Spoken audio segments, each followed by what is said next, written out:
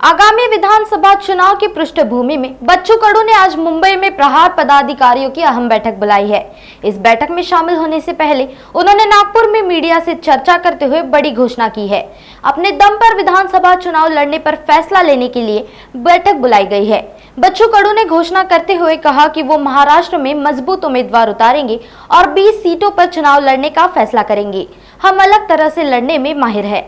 मला असं वाटतं आम्ही 20 जागा उद्या आमची सगळ्या जिथं आम्ही 20 ठिकाणी आम्ही लढतो आहे त्या 20 लोकांना आम्ही उद्या एक मुंबईला मीटिंग बोलावलेली आहे।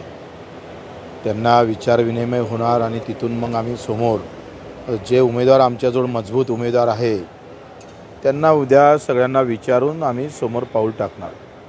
कशा पद्धतीने येत्या विधानसभेत आपण समोर जायचं।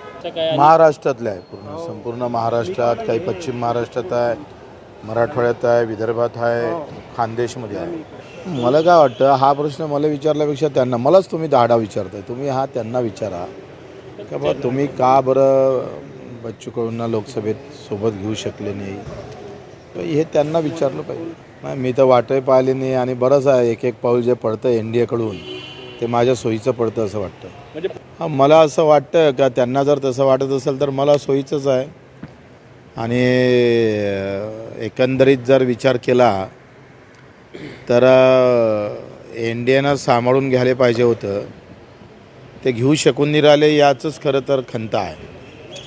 आम्ही ज्या पद्धतीने त्यांना मदत केली, सोबत राहिलो, ते एका वर्षात त्यांनी विसरून गेले, त्याचे परिणाम भोगावे लागले ना आखरी।